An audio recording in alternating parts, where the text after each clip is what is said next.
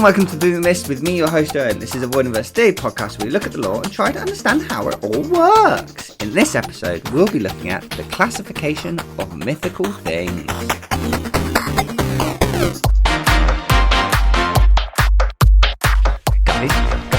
Guys, we did it! We did it! We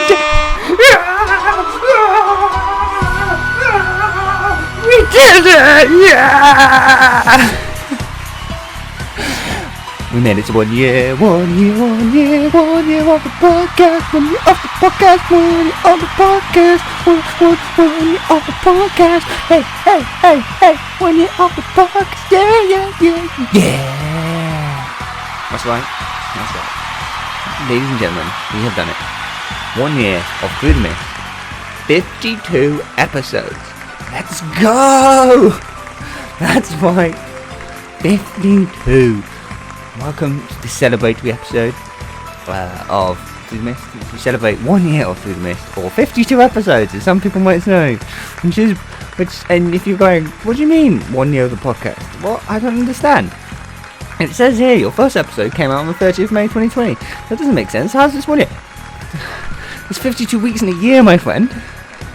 52 weeks in a year, which means 52 episodes. 1 year! That's right, 1 year celebrations of Through the Mist. Let's go! Oh. We're doing it. This is it. We're here. In the Mythbusters. We did it together. We survived. We strived. We made it through to the 1 year of Through the Mist. Well done, everybody. Round of applause. So, yeah, exciting times. Eh? Why? But this is still an episode of Through the Mist, which means we still have to do the usual rigmarole. We still can't forget about last episode and the question that we posed to the world, which was, who's the strongest demigod? Hazel, Nico, or Piper? Percy. That clearly says Percy. Oh, come on. We had 2 polls running. I did a little Instagram story poll, and also there was a poll underneath the Spotify, which I'm just double checking hasn't changed since I made these notes. And no, they have not. So we'll start with the Spotify poll, because the Spotify poll. So we've got 1 vote for Percy, 2 for Nico, 2 for Hazel. Not very conclusive, that. And if you go, Owen, the poll clearly isn't that. Read the comments on that post, on that as well, and it will all make sense, because I have done the good thing. I've been a friendly guy. The Instagram, we had more responses. 5 votes for Hazel, 4 votes for Nico, and 3 votes for Percy. Really, no one agrees.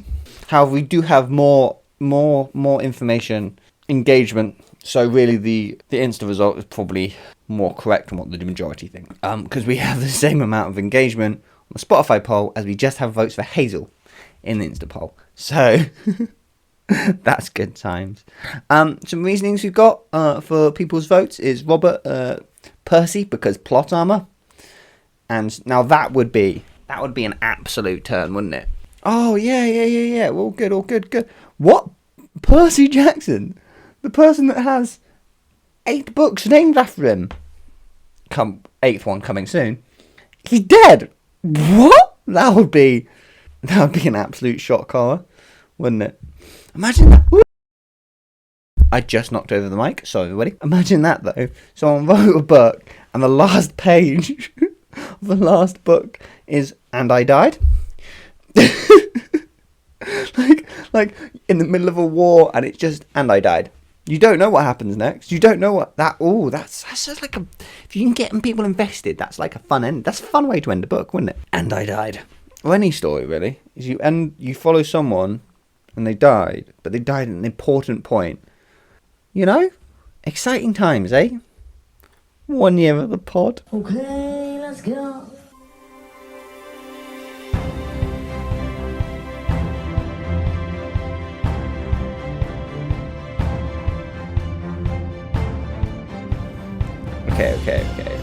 Okay.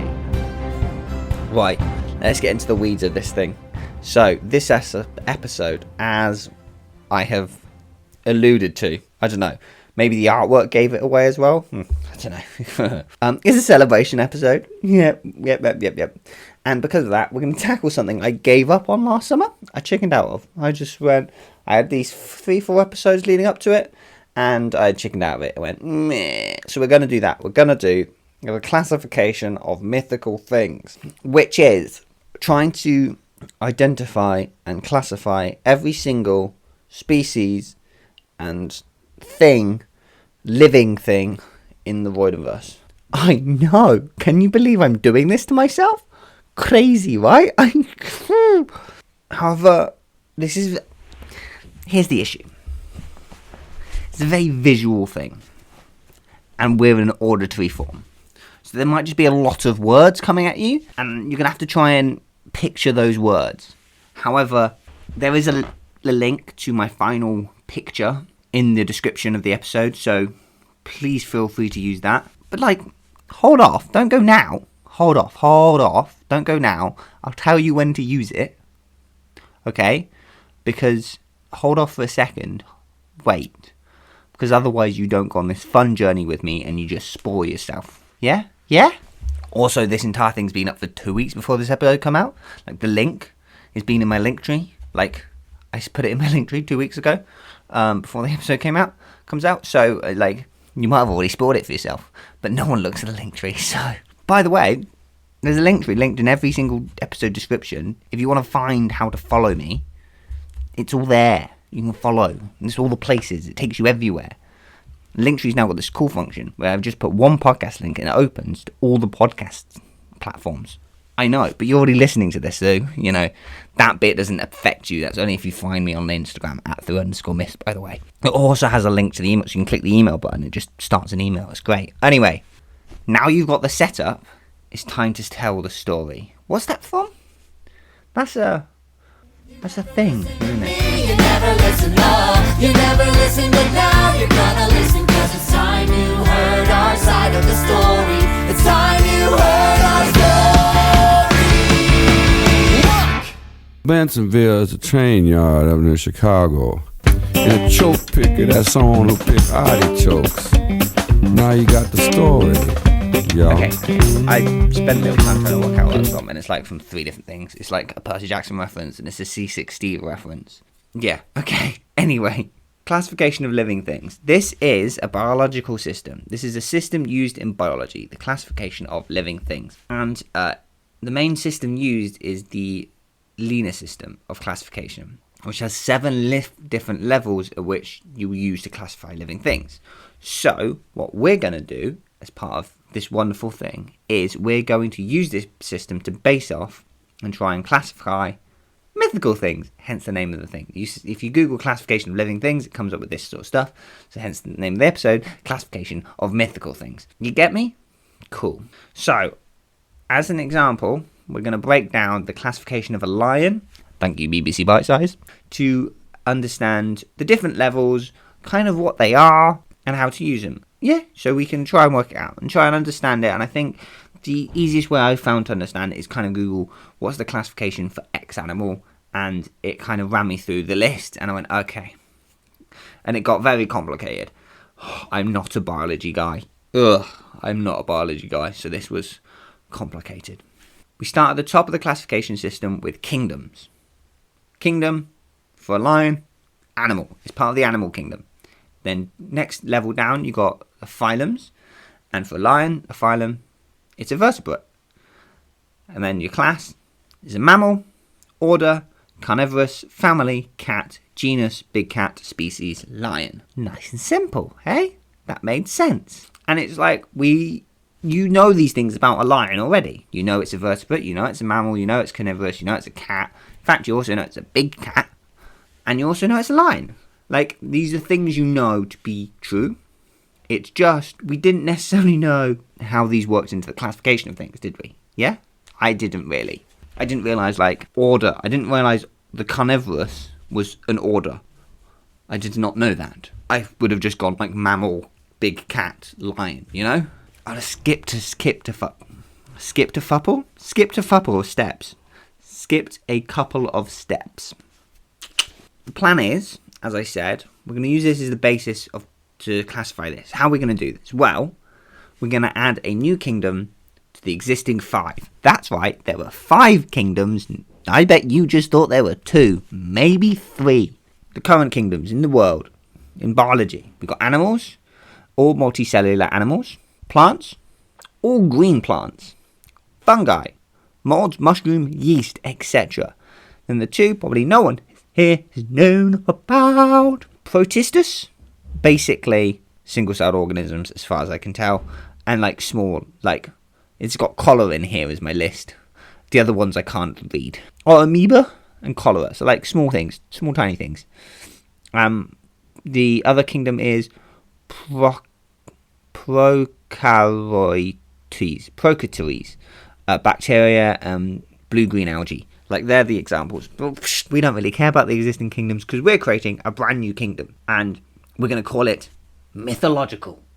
I know. What? I'm a genius.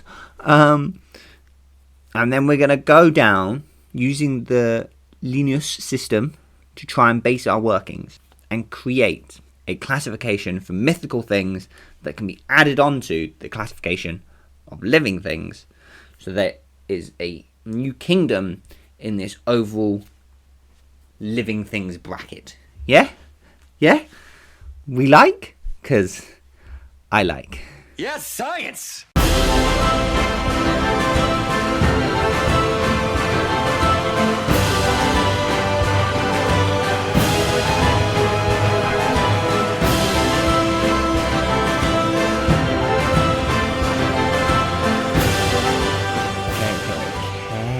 Right. So now we've got the kingdom. What about the next step? What about the phylum? We're gonna need to think about the phylums. And what sort of phylums we've got. So I try to help myself and see what a phylum is now and just try and work it out. So definition. A phylum is a primary category in biological taxonomy, especially of animals, that ranks above the class and below the kingdom.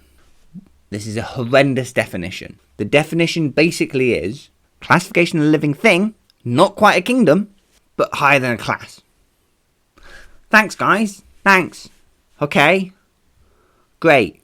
Wonderful. So I went, okay, let's be realistic. The living things in mythical worlds are more like animals and less like plants and fungi and the other ones. So I went, what are the core animal philia, phylums? Phyla. So we have the chordata, which have backbones, and there's subphylums, which vertebrates are part of. Then you have arthropods, which have jointed legs and exoskeletons, and then annelids, which are segmented worms. Okay, so I was like, I'm a Minecraft villager.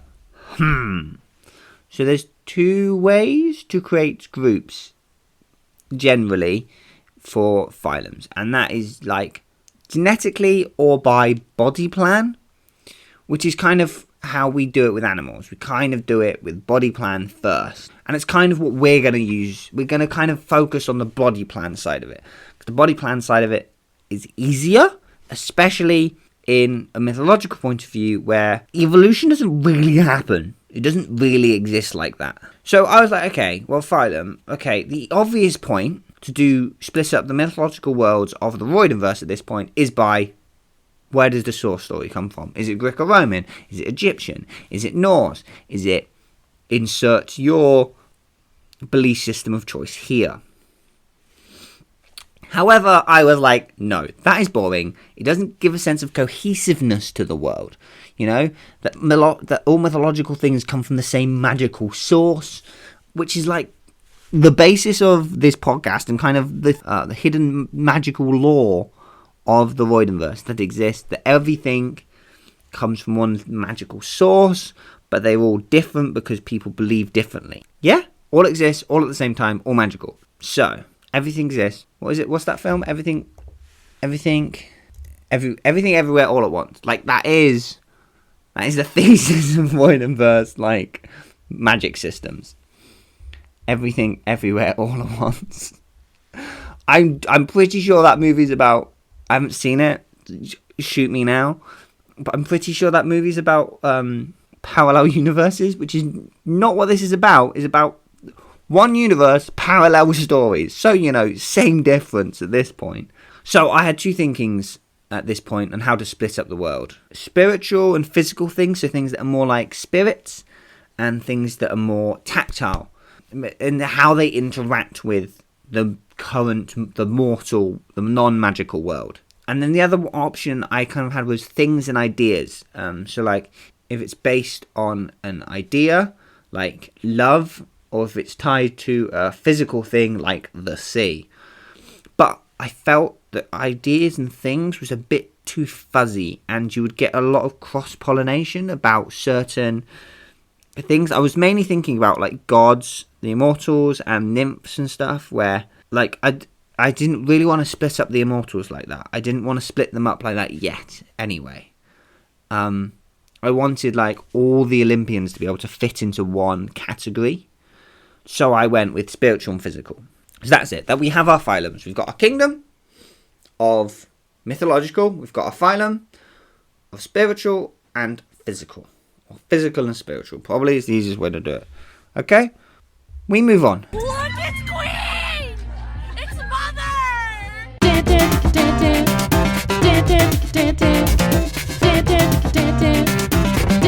Next up, class. I'm not talking about style, and I'm not talking about working middle posh. I'm talking about mammals, birds, amphibians, fish, and reptiles. Class. I went, I need something. The definition, again, absolutely dog. Horrendous. And it was just, between a phylum and what's beneath the class? Order. And between phylum and order. I was like, great, thanks, again, for nothing. So I went, what are the classes of vertebrates? Because that's probably what I most know with.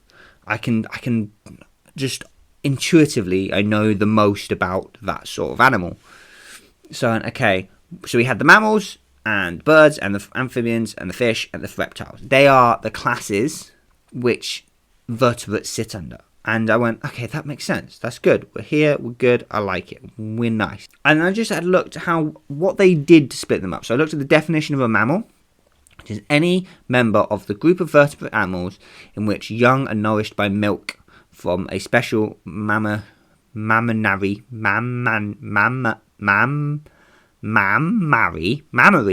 gland of the mother. Okay? Birds, any warm-blooded egg-laying vertebrate animal distinguished by the possession of feathers, wings, a beak, and typically being able to fly. Fly is not a requirement, but wings, beaks, and feathers, and egg-laying and warm-blooded are. Amphibians, a cold-blooded vertebrate animal of class that comprises of frogs, toads, newts, and salamanders, and something that are distinguished by having an aquatic gill-breathing larval stage, followed typically by a terrestrial lung-breathing adult stage. So amphibians are vertebrates that start off more like fish and end up more like reptiles. Yeah? And fish, a limbless cold-blooded vertebrate animal with gills and fins living wholly in water. Difference between amphibians and fish: amphibians can live on land, fish can't. Reptiles are a vertebrate mammal class that include snakes, lizards, and crocodiles, turtles, and tortoises. They are distinguished by having dry, scaly skin and typically laying soft-shell eggs on land. Also, cold-blooded, hence the definition of warm-blooded egg-laying in birds. And that is kind of what we have. So I was like, what we got here? What different things do we kind of have?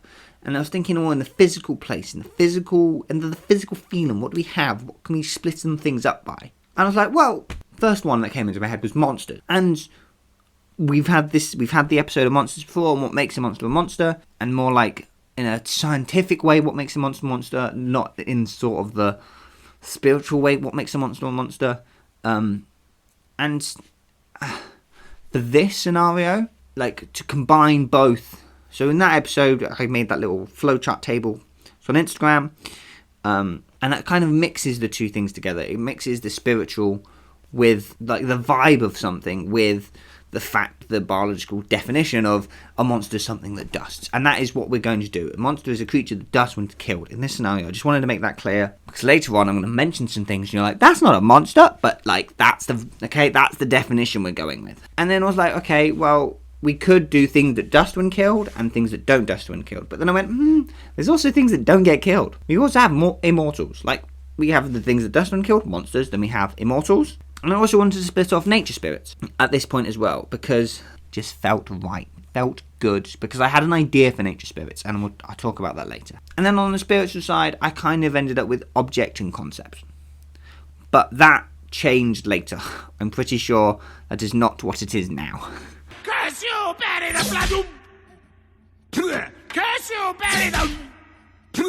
Why did I buy so many mops?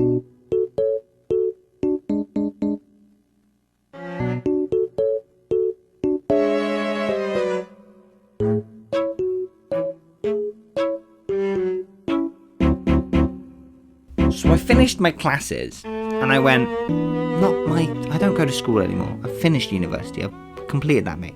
But I went, I finished creating classes of mythological things. I was at this point, I was like, while putting this together, I'd been thinking a lot about the end goal, and like where different creatures meet within the Voidiverse and how I might put them back as I was creating. I was kind of half thinking bottom up, not top down. And there's also all these mythical creatures and beings, and they haven't evolved in the same way as humans, so it's harder to do what they do in biology. I said I'm not really a biology guy, so I went, okay, I'm going to cut doing this the way I have been here. But I think the classes bit is useful, because I think you kind of need to understand up to class, and then the rest of it just kind of happens. So I was like, okay, I'm just going to blast through the rest, and I'll get back to you. Like, I'm just going to try and work it all out, and then once I've got a picture that I'm happy with, I'm just going to talk you through the picture, because that just... So, I ended up making a graphic in PowerPoint, because PowerPoint has this wonderful feature of magical, I think they call them smart graphs. Basically, you can make a, when someone's like a manager and like you have underlings, anyway, you can create one of those. But you can do it like tabs, and you don't have to like copy and paste images. It just does all that for you. Now I've broken it because I opened it in Google and it just broke it. Oh, it's fine. So I did also break my own rule at this point. And you can go see the PowerPoint. As I said, links in the description. This is the point now. Now this is the point. Once the next music thing's gone, you can open up the image and help follow along. You can follow along from now, because up to now this is where we are. I've made the image. We did it. However, I did break the one rule that I said at the start when I did split things up into mythos, because it was getting to the point where I went, you kind of need to do this at some point. So I did it right at the end. So at genus, I did it then. So instead of a big cat, you got Greco-Roman. Instead of Homo, you got Norse. You know, this is where I did it. I cut the line there. I've come up with these key definitions. Where am I? Hang on, something happened. Key definitions up to class level. Because the next two levels are just there to understand how things interact with the world, and it becomes a lot if I start defining everything, and it's just a lot of, I'm just going to blah, blah, blah at you. So we're just going to run through these top high-level key definitions. So, the mythical kingdom. How do you put something in the mythical kingdom? Any living thing that is born out of the ideas and stories that humanity tells each other. That is what classes as a mythical thing. Okay? Which means some things that you might not think are under the mythical things are under the mythical things. And we'll get to those later. So, that's the mythological kingdom. Then we have two phylums. We have the physical phylum and the spiritual phylum. The physical phylum is any living thing that can directly interact with the non-mythical world. Okay? That is a physical phylum thing. Then we have the spiritual phylum, which is any living thing that cannot directly interact with the non-mythical world. So basically, you have the two opposites. Okay, physical thing can directly interact with the non-mythical world. Spiritual thing can't directly interact with the non-mythical world. That makes sense? Good. Right. The different classes. We'll run through the physical classes first because they're the physical classes. So, here's one that I had not mentioned before. New, came out of doing this processing, was the mortal class. Huh? Yeah. That is any living thing tied to the mythical world with a normal life cycle. Okay? Basically not one of the other classes. But I haven't said that because I've got a good definition. You know? Made a good definition. It's not of others. But the undertones is it's not any of the others. You can't put it any in the other words because as you go. Okay, then we have the monster class, as I said. Monster just purely scientifically as we possibly can go with this. And that is any living thing that turns to dust upon death / major injury. Okay? Because as I've previously mentioned, monsters dusting is also kind of a life-saving principle. I need to go get my charger for my thing in a second, but we'll do that. We'll do the class, finish the classes first. Normal class, natural class. That is the next one in the physical phylum. Natural class is anything, any living thing tied to the natural world. Obviously, mythological first, natural second. You get me? We're following, we're good, we're happy. Great. Immortal class. Any living thing that does not die / does not align with any other class. And I said that for the mortal class, but like, it is properly true here.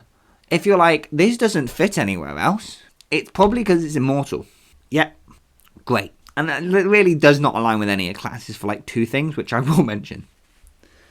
The spiritual phylum has only 2 classes. Only got 2 classes, nice and simple. We've got the post class, living things that have previously belonged to another kingdom or part of the physical phylum, but now cannot directly interact with the long mythical world.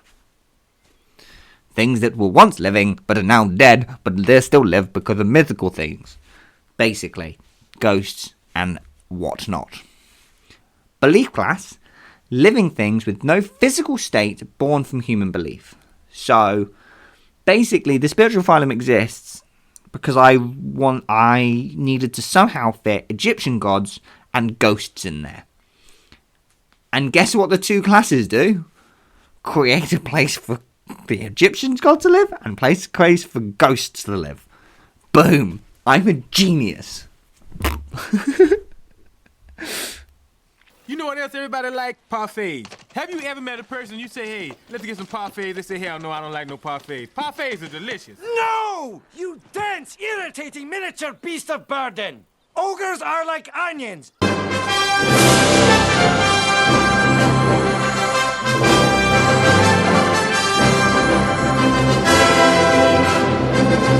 Okay.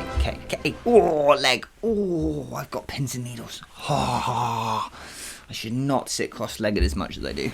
That's alright. I record these sitting cross-legged. Oh. Okay. Whew. So they were the key definitions and like the key areas and stuff. However, I didn't want to leave you hanging.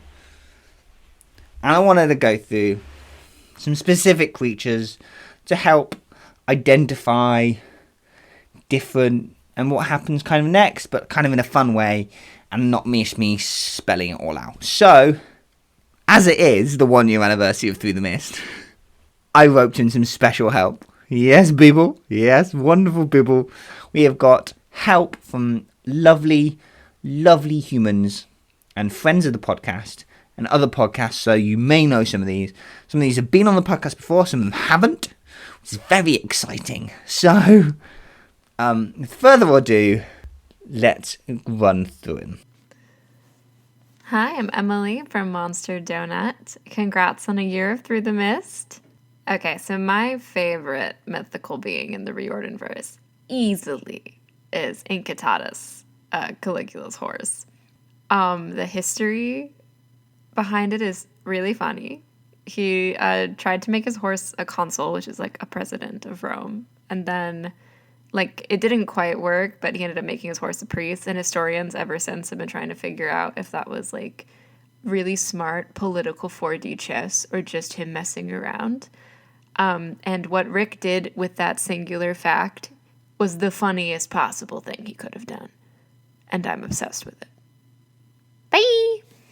Oh, well, Emily, what a great one to kick us off with. Thank you very much, and thank you for the kind words about the 1 year of Through the Mist. Thank you very much. Yeah, so I can't remember how she pronounced it, because I'm going to be honest with you, I have listened to all of these, but I'm not listening to them now as I'm recording. I've just written down their answer and where they fit into the cycle. So, they said it, Caligula's horse. So, Caligula's horse is physical, monster, singular, created, Greco-Roman. That is where we've put them. Physical, monster, singular, created, Greco-Roman. And I know. So, my one key thing with the horse was, does the horse dust or not? And it doesn't say that they dust. The point at which the horse dies is the stallion buckled and fell, skewered from 7 directions at once. The dryads faced Megs. The deed is done. It doesn't say that they dust. However, usually in scenarios like this, they dust. In Greek, Rick just makes them dust. So I've put them under monster. Also, it makes my life easier, because otherwise they have to go under immortal, and that just feels wrong. Especially because they die, and they can't go into mortal, so monster it is. I think this might be a platypus situation, Anyway, next person. Hey, Through the Mist, this is Erin from Camp Half Pod. Congrats on 1 year. My favorite mythical creature is the Minotaur. If you know, you know. Erin! Yay! Thank you for first appearance on the podcast. Thank you for your kind words. And Minotaur! Nice. Classic, simple, easy. Physical, monster, singular, born, Greco-Roman. Boom. Bash. You will notice there we've now got a singular born and a singular created. Haha. Born being they were born a monster. Created meaning they were something else first and then a monster. Like the horse was a horse first and then it became a priest. Thank you, Emily, for giving me this idea. And when it became a priest and Caligula became magic, it became a magic horse. Boom. Genius. I am clever. Dodoink. Hey Owen, it's Mal of Demigod Debut. Congrats on 1 year of Through the Mist. My favorite mythological creature might have to be the Chimera. I love the creatures that feel like they came from a child's artwork that you'd pretend to hang on your fridge and then throw away when they're not looking because it's bad, because that's what the Chimera is giving to me. I can practically hear a small child telling me whoa, it's got the head of a lion, but also it's got this goat head on its back, and also its tail is a snake, as I nod along politely and think about throwing the artwork away immediately. Anyway, congrats again on 1 year. Bye! Mal. Thank you very much for your suggestion of Chimera, and this is the same as a Minotaur. Physical, monster, singular, born, Greco-Roman. This time is born out of 2 gods, but still born nonetheless, baby! So, genius, moi. And again, thank you for your celebration words of 1 year of Through the Mist. That's right, it is 1 year of Through the Mist, episode 52, my friends. No one else talks about mortals, so... Mortals? I wrote that wrong. No one else talks about monsters. I copied and pasted this, clearly badly. No one else talks about monsters. So we are going to mention the other groups that didn't really get set, because we have singular, but we also have group monsters, and we have set numbers and we have continuous numbers. So you would have physical, monster, group, set, and we have under that you would have things like furies and 100-handed ones. Then you would have physical, monster, group, continuous, and under this you would have demons, Telkines, and Pegasi, as in blackjack, not as in the Pegasus. The Pegasus is different, and we will come to the Pegasus later. Hello. Testing. 1, 2, 3. Testing. I like trees. Hi, I'm Robert Gamer, aka from Jesus Christ. Hi, I'm Robert Gamer, aka the Damien Page, and I'd like to sit here and congratulate my buddy Owen for accomplishing 1 year of Through the Mist. Truly, there's no one on this planet to undertake such a Herculean task as discussing, dissecting, researching, and involving themselves so heavily with the Riordanverse lore. So Owen, take all that nice stuff I just said and then cut into like, truly, buddy, congratulations. 1 year is great. I'm here to answer a question. My favorite mythical living thing. My favorite mythical living thing is probably Odysseus. Like he is the guy of Greek mythology. Well, there are several guys in Greek mythology, but like if I had to pick who I would consider the guy, TM, you know, oh God, what's the name of the guy from, the guy everyone says looks like Daniel Radcliffe? Elijah Wood. He is the guy. Much like Elijah Wood was in Spy Kids 3D, Game Over, I think Odysseus is truly the guy of Greek mythology. And that's why he's my favorite mythical living thing. Once again, congratulations, Owen. You're a great person, a good friend. And gosh, do I love listening to your silly little podcast where you learn and look and discuss and dissect and just help everyone a little bit at a time try to understand the Riordanverse lore. Oh, Robert, you shouldn't have given me all that lovely, juicy things to play with. Because I too like trees. You shouldn't have let me edit this. But again, thank you for your very kind words about 1 year through the mist, episode 52, baby. Odysseus. Well, this was a fun one. I liked you putting Odysseus. I didn't expect an Odysseus, but I like an Odysseus because I get to talk about the mortal class. So, physical, mortal, magical, inherited, Greco-Roman. That's right. I have a place for demigods, everybody. Boom. That is what I meant when I hinted. Mortals, you wouldn't expect some of these things that I've put in mortals, but that is what I mean. It is magical. Living thing tied to the mythical world. They are tied to the mythical world because they have mythical world powers. They have powers. Boom. Hence, powers, hence magical, inherited because they aren't magicians. They didn't learn them. And they aren't Valkyries either. They didn't learn them. Guess what? No one else talks about mortals. We're going to run through the other little bits of mortal things they have. We have the magical stuff, so magical inherited, magical learnt, so inherited, demigods, learnt, Valkyries, magicians, things that weren't born with these powers innately, weren't inherited from another part of the magical world. And then we have the non-magical things, and else, I put else, so we have dwarves and elves. I don't know where you would technically put the likes of Hearthstone, because are they an elf or are they a magician? Questions I do not have the answer for, but they would be in the mortal neither less, and either be under magician, so learn magic, or else, non-magical else, you know, elves. That is kind of what we have. Hi Owen, it's Justin, one half of 104th and 1st. Just wanted to say congrats on 1 year. That's a milestone. And as to your question, what my favorite mythical living thing in the Riordanverse is, I kind of have to go with the Olympian whose cabin is number 7, Apollo. And I love his journey in Trials of Apollo. I think the ending of the Tower of Nero is some of Rick's best work. And I hope that my sunny guy is up there in Olympus still remembering what it's like to be human. And now that I'm sobbing, I'll say goodbye and congrats again. Justin, welcome to the world of Through the Mist. Hi, how are you? New kid on the block and all that, eh? Thanks for your celebratory words. And yes, Apollo. I was reading what was in brackets and I was like, Olympian of a lot. What? Why have I said that? Oh, because I just not reading the word Apollo. Apollo, the Olympian of a lot. And as I said, I made a place for Olympians. I worked out how to make Olympians fit. So, physical, immortal, tide, fade, Greco-Roman. Boom. Yes. Ka-ching.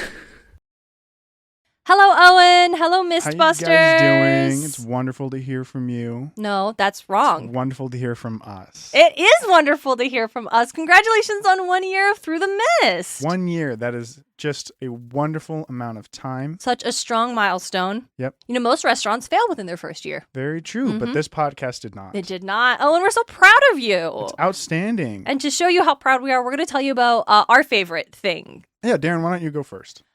No. DJ, you go first. I gotta say, right now it's Apophis, but that's because because we're talking about Egypt we're over here in the pod? We're talking about Egypt over on the pod, but also because I didn't really recognize Apophis as being like a mythological creature. My first experience with it was the fact that it was in Smite. Smite, a game about you fighting as mythological creatures? Yeah, but there's like manticores and cyclopses. It's like not as important as it might be because there's like the fire giant, which is the boss map of Conquest, but it's just called the fire giant. Wait, can right? you play as Apophis? No, you actually fight him as a map boss in a map called Clash. Mm-hmm. He comes up, and the map says Apophis has arrived. I'm like, wow, it's crazy he's got a name. That doesn't normally happen for boss monsters. But for this reason, he is your favorite cool. of the Riordanverse. Right now. Right now. And DJ, how many books have you read of King Chronicles?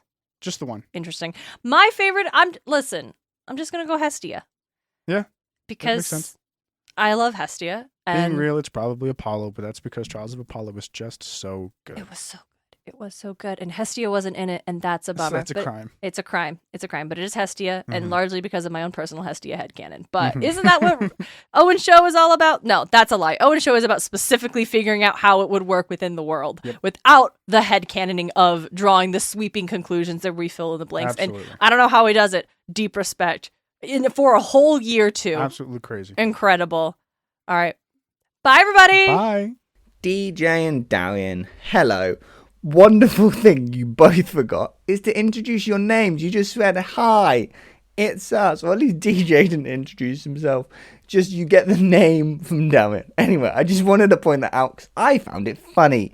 So obviously 2 people. We've got 2. Thank you for your lovely words as well. Episode 52, 1 year of Through the Mist, baby. So we'll do Darian's first because we've already done Apollo, so we've got another Olympian, Hestia. So guess what? Physical, immortal, tide, fade, Greco-Roman, the same thing. Ka-chow. And then DJ, we have Apophis, which I did not expect. And don't worry, DJ, Justin did Apollo for you. Justin did Apollo for you, so you don't have to worry because we've got it. So I got a new thing. So thank you very much for not choosing Apollo. And because Apophis, and I specifically made that place for Greek Egyptian gods, we have Greek Egyptian gods, we have spiritual belief linked power, Egyptian. Ka-chow. And that is everyone. So thank you everyone for joining in. And I'm just going to run through the last few bits that I've got spaces for that we didn't talk about. So we'll do the Immortals first. We're finished with the Immortals. So we've got the tied ones, which are like gods and stuff, but I've also made untied, which we've got untied with a contract. The hunters, basically immortal up to a point. Contract, hunters, we know what the point is. Untied, independent. These aren't tied. So tied being they are tied to a thing, whether that's love, the sea, the hearth, a lot. But then untied being they are just happen to be immortal, but they don't have a specific thing. So contract meaning they probably weren't immortal at one point, but now are, and they have some link, something that holds them back, and that's the hunters. And then untied, you've got independent, which, yeah, as I said, untied independent, when this is people like the Pegasus, who's just immortal. Calypso, who also doesn't seem to have any belief system, just happens to be a daughter of a titan. And then we can also chuck some Norse ones in there, like Fenris Wolf and the Giants, who just are immortal. But they don't have a thing. They're not tied to a part of the world. And then on the spiritual side, so we've done the belief ones. It just kind of runs through that always to Egyptian gods. But we've got on the post side, I kind of ended up splitting these up.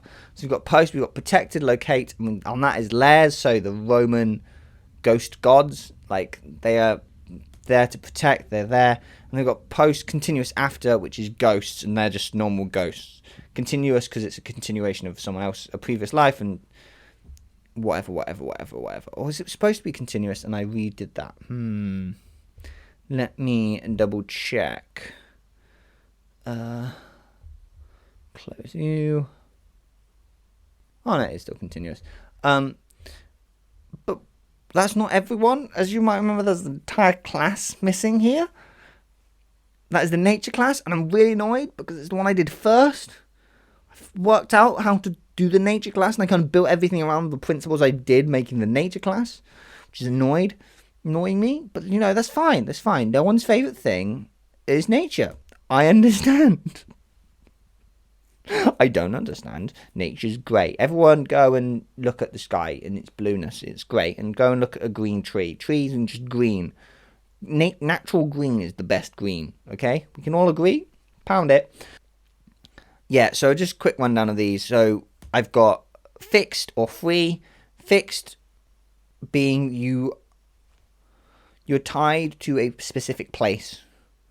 And then I split them into geological and biological because, yes, river gods and mountain gods are natural things. Boom. There we go. Haha. And then tree nymphs for under biological. Geological, biological. Geological being river gods, like geological things. And then biological being biological things. Things that are living. Trees, etc. Bushes, other plants. Haha. And then we've got on the free side, I did nomads and connected. Basically, I needed a place to put satyrs, so I put them under nomad. And then under connected, these are things that are tied to something, but not tied to a location. So wind nymphs, they are wind nymphs. Water nymphs, they are water nymphs, but they're not tied to a specific river or anything. They're just tied to the idea of water. They are tied to the idea of the winds. Free to go wherever they like, but nonetheless still things. And that's it. That is the end of this wonderful celebratory Through the Mist episode number 52. 1 year of Through the Mist. Can you believe it? Because I certainly can. So thank you for listening, and thank you for everyone that joined in and gave us a little thing. I will put links to everyone down in the description, so please do go and check them out. But there are a lot of them, and you know, pick and choose. Yeah, classification of living things done. See you next time, baby. Because we're not done yet. Thank you for indulging this theory. If you have any comments on this theory or theories of your own that you want me to discuss, you can email them through through.t.mist@gmail.com. Follow the Instagrams @through_mist. Make sure to follow the podcast, subscribe to the podcast, like the podcast, whatever you have to do to help get the podcast out there. I've been Owen, and come back next time as we try to see through the mist. Jazz hands! 1 year, baby! Let's go!